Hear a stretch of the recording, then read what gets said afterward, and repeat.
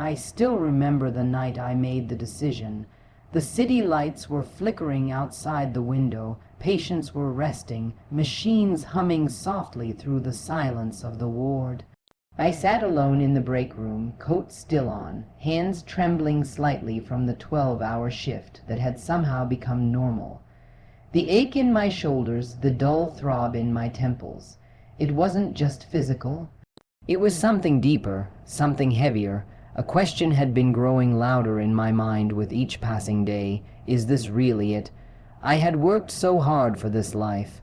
Medical school, late nights, relentless exams, sacrifices that no one really sees or talks about.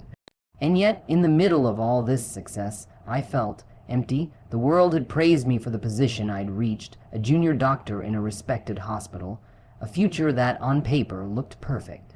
But paper can't measure purpose. Paper can't hold the weight of what it feels like to constantly pour from a cup that hasn't been refilled in years.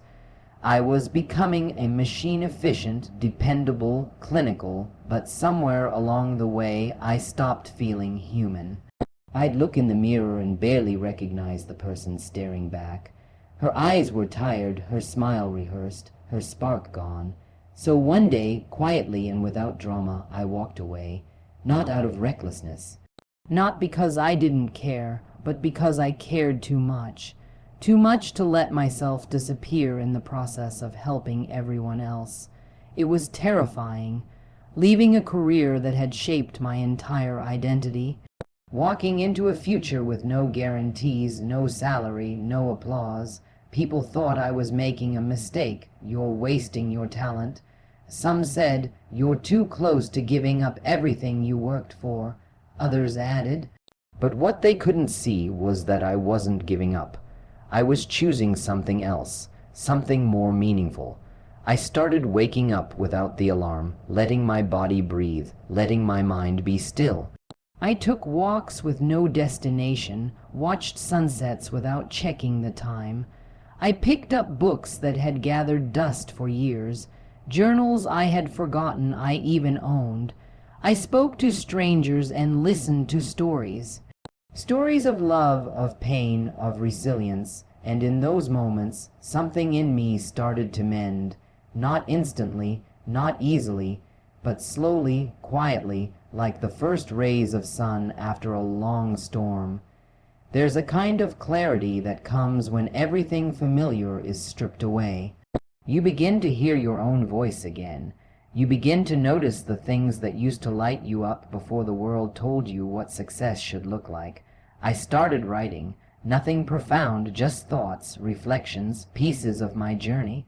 And to my surprise, people began to connect with them, not because they were perfectly written, but because they were honest, real. I wasn't hiding behind a white coat anymore. I was just me, and for the first time in years, that felt enough. It didn't happen all at once. Burnout crept in like a fog, slow and almost invisible at first. A forgotten lunch here, a missed call there. Then it grew louder, headaches that wouldn't go away, sleep that never felt like rest, a constant tightness in my chest that made everything feel heavier than it should. I brushed it off at first, told myself it was just part of the job, part of being strong, part of keeping everything together. That's what I'd always done, power through, smile, push harder, but deep down something was breaking. There was a moment, I remember it so clearly now, when I stood in the middle of the hospital corridor, surrounded by noise, by urgency, by lives depending on quick decisions. And yet I felt completely numb, not tired, not overwhelmed, just empty, like I was watching my life play out from the outside, unable to feel anything anymore. That moment scared me more than anything else ever had. Because if I couldn't feel, how could I care? And if I couldn't care, then what was I even doing? It's strange how burnout isn't just about being exhausted. It's about being disconnected from yourself, from your values, from your reason for waking up every morning. I realized I'd been going through the motions for so long. I'd forgotten to ask myself whether the life I was living was even the one I wanted. Every day felt like a checklist: diagnose, treat, repeat. And yet, somewhere deep inside, I missed something. I missed meaning. There were nights I'd come home, sink into the couch, and just stare at the ceiling. No music, no distractions, just this hollow space where passion used to live. And slowly, I began to ask questions I hadn't allowed myself to ask before. What matters to me beyond the title, beyond the uniform, beyond the praise? Who am I when no one's watching, when there are no patients, no supervisors, no expectations? I used to think rest was a reward you earned after proving your worth. I used to believe slowing down was weakness, but when you're forced to stop, not by choice, but by necessity, you start to see things differently.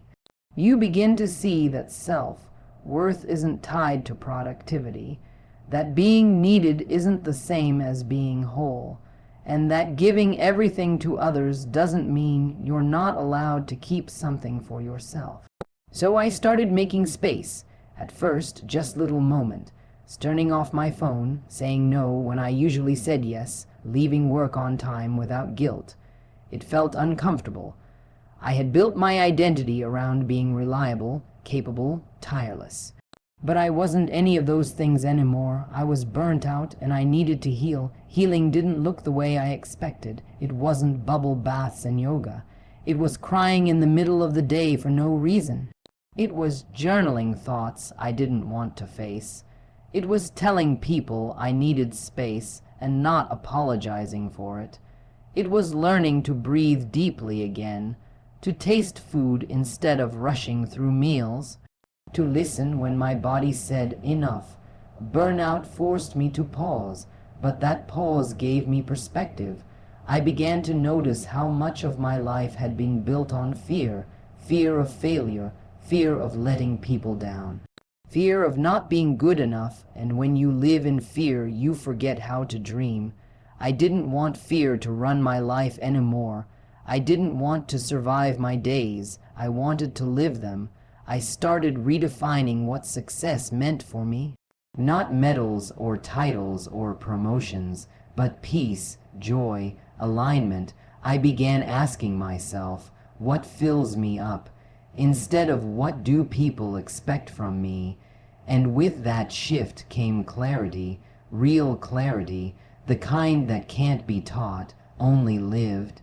Sometimes burnout feels like a wall, like the end of the road.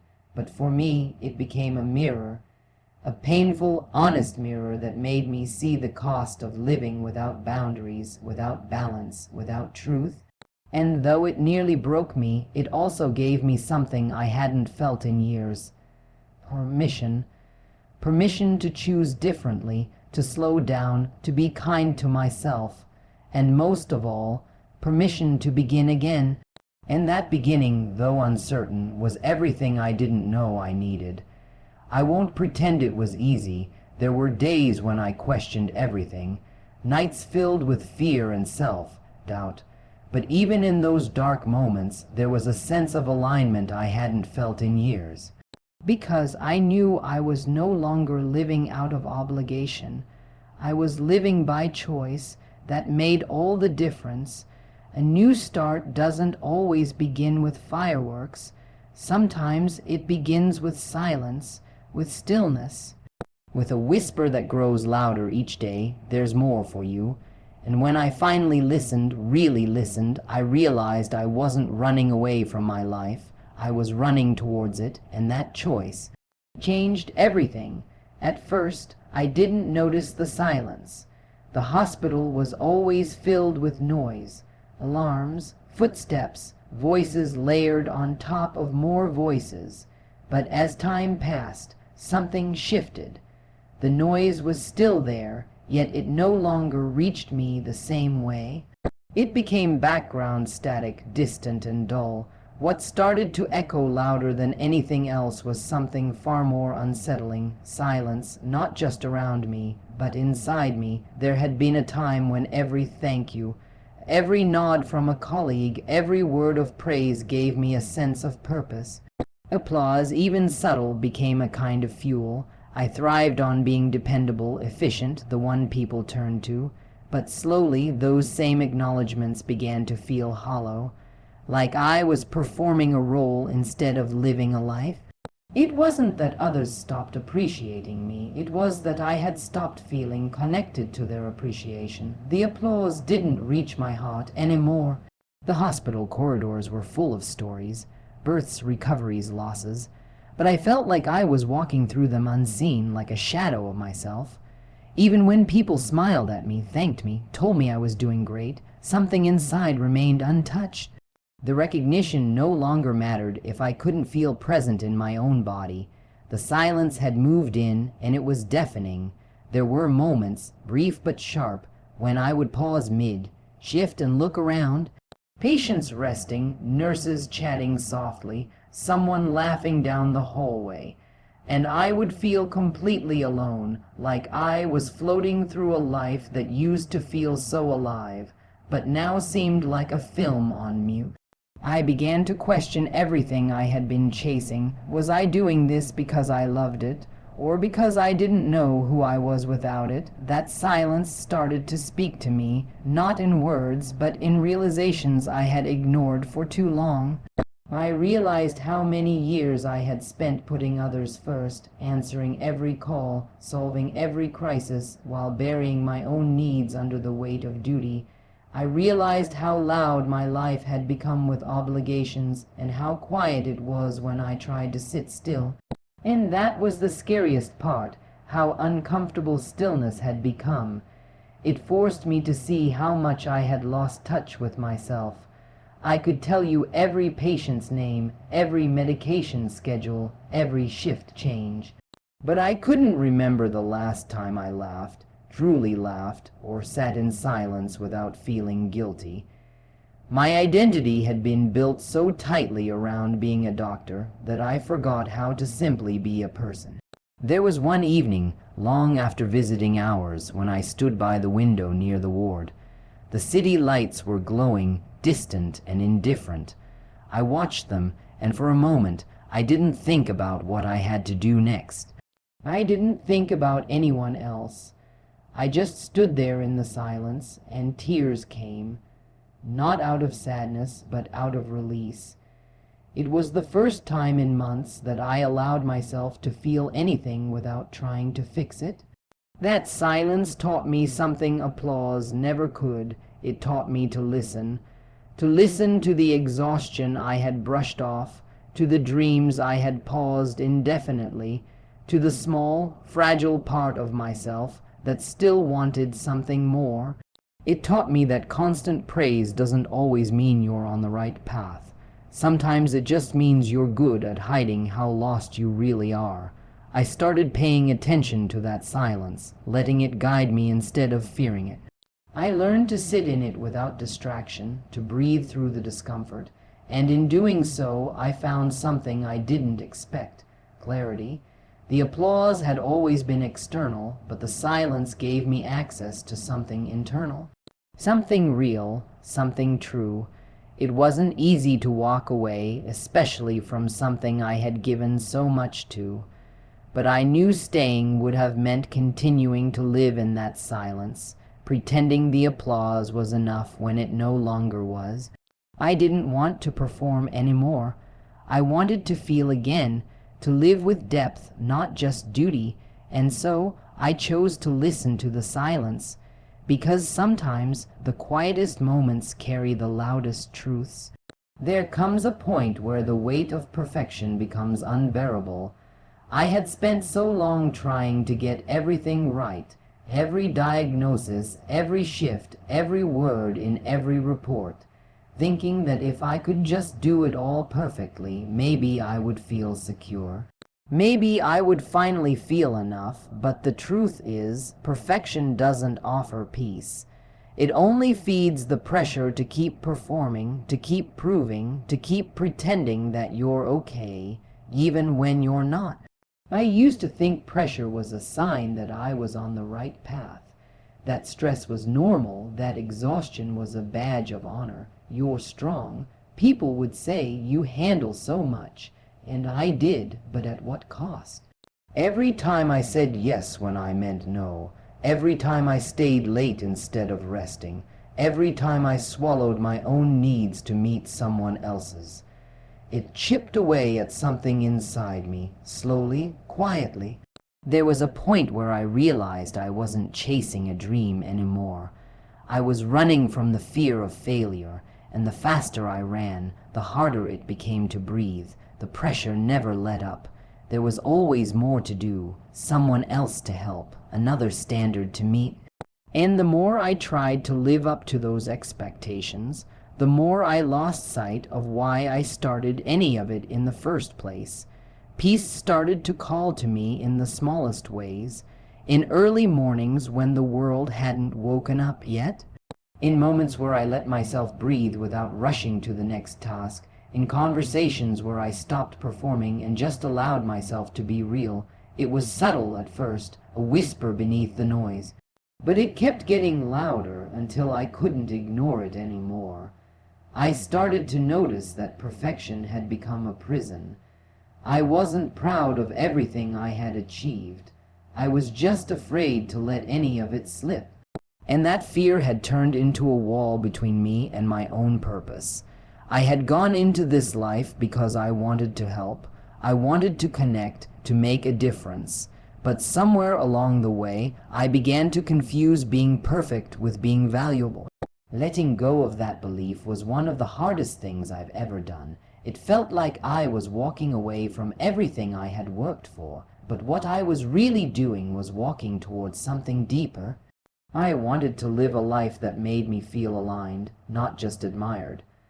I wanted to choose peace, even if it meant stepping away from the pressure that had defined me for so long. That didn't mean giving up on excellence. It meant giving up on the constant, exhausting pursuit of proving myself. It meant redefining what success looked like, not endless productivity, not external approval, but inner calm.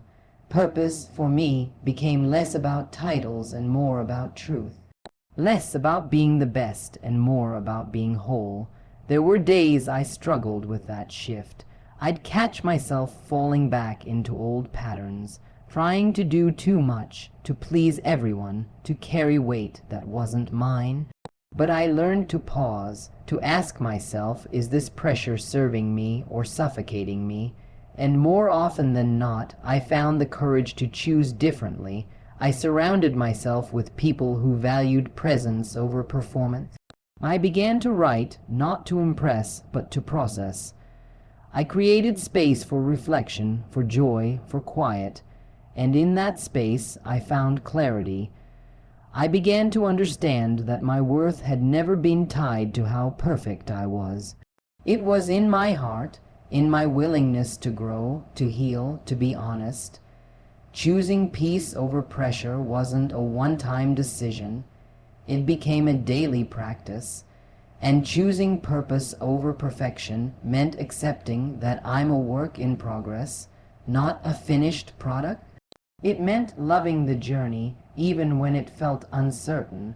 I thought perfection would bring me stability, but it was peace that finally gave me strength. Endings have a way of feeling like failures, especially when you've poured your whole heart into something. It's hard not to see them as proof that you weren't strong enough, or committed enough, or simply good enough to make it work. That's exactly how it felt at first. The end of my medical journey wasn't graceful or empowering. It was quiet, personal, and heavy. Like something inside me had quietly shut down, and I was the only one who noticed. There's a strange kind of grief that comes with walking away from a life you once wanted so badly. I kept thinking about all the years of training, the long nights studying, the sacrifices I made without a second thought. All of it felt like a waste. For a while, I couldn't see anything beyond that sense of loss. It was like watching a house you built with your own hands slowly fall apart, brick by brick, and standing there helplessly, unsure if you should try to fix it or let it go. But over time, something unexpected began to happen. The more distance I gained from that ending, the more clearly I started to see it for what it truly was, not a collapse but a release, not a failure but a transition. That chapter needed to close, not because I wasn't enough for it, but because it wasn't right for who I was becoming.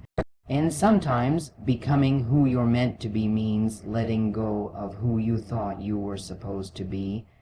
I started noticing the little spaces that opened up in the absence of the life I had left behind.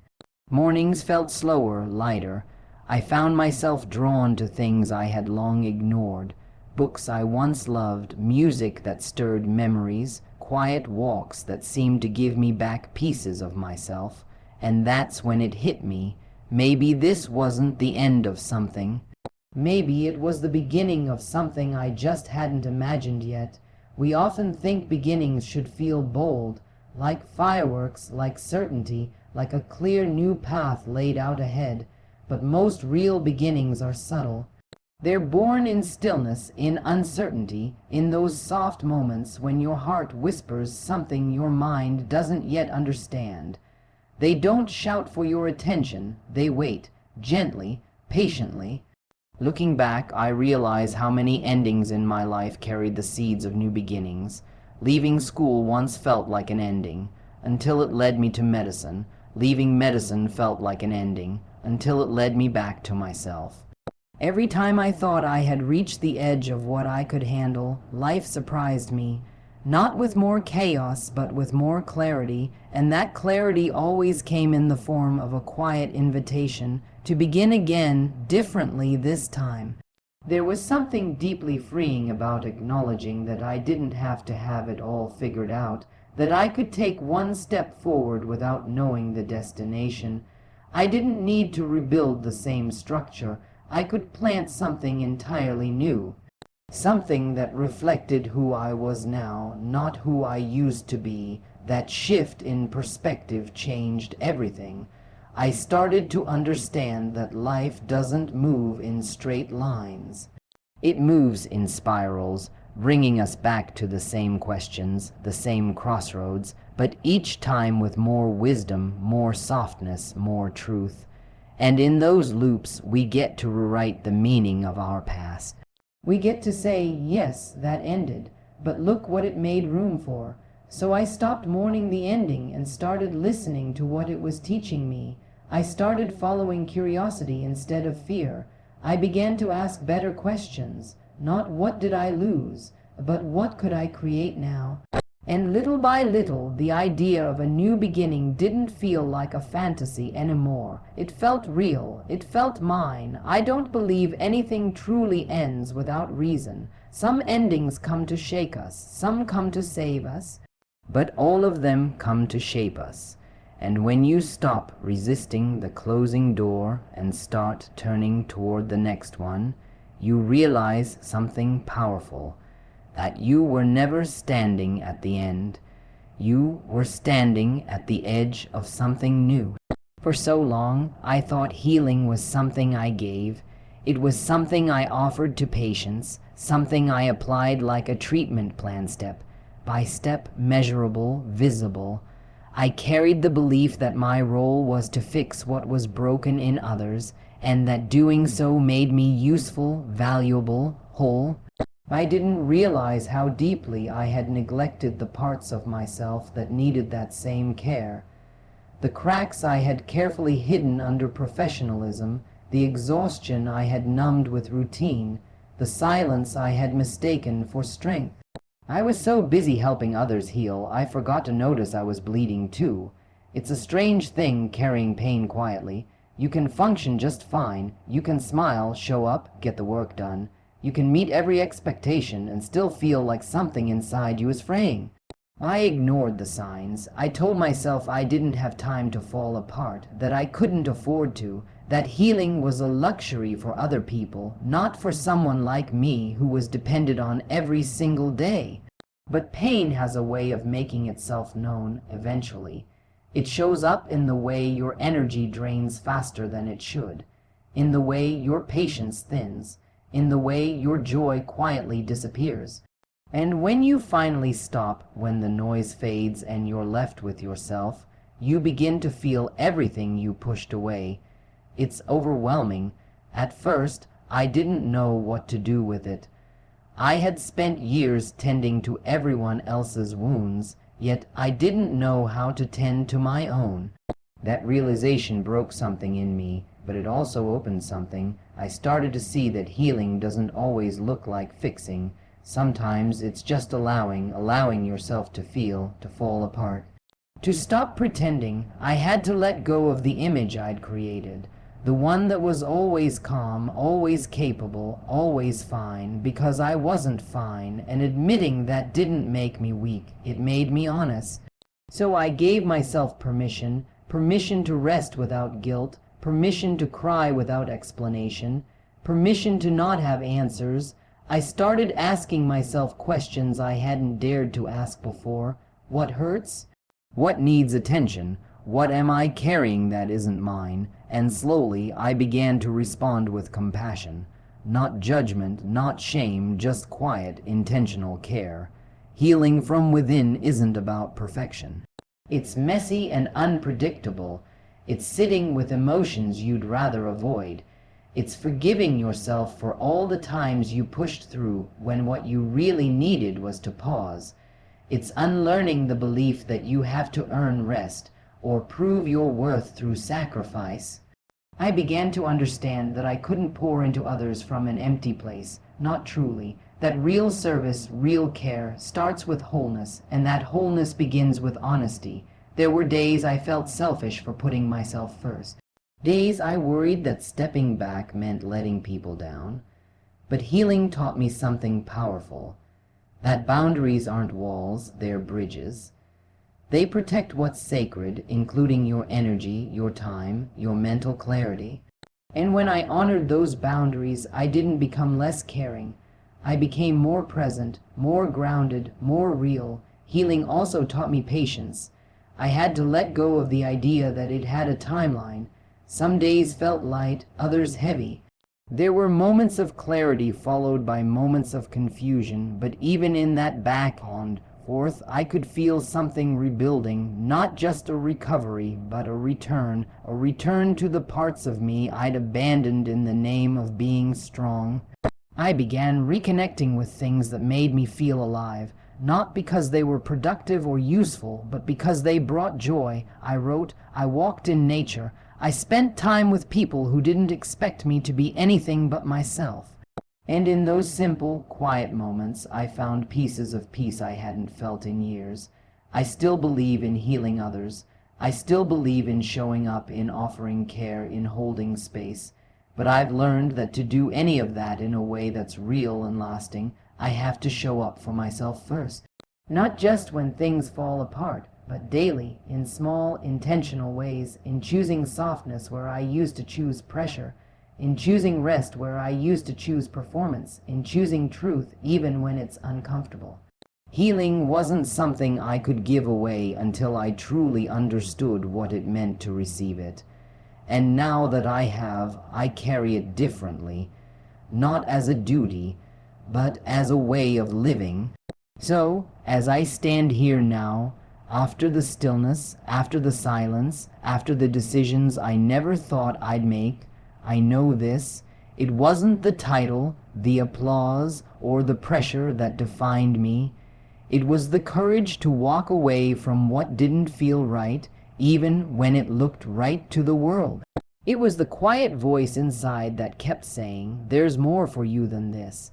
Leaving wasn't giving up. It was starting again, with less fear, more truth. I left behind a life that no longer reflected who I was becoming, and in that space I found something far more important than achievement. I found alignment, I found peace, I found purpose, not in perfection, but in presence. Every ending taught me something. Every pause, every question, every breath I took after the burn, it all shaped this new beginning. I had to let go of everything I thought I had to be in order to become someone I actually recognized, and I finally understood that healing isn't just something we offer to others. It's something we must choose for ourselves over and over again. Thank you for walking this part of the journey with me. If my story reminds you of anything, let it be this: you are allowed to change, you are allowed to choose differently, and sometimes the bravest thing you can do is begin again.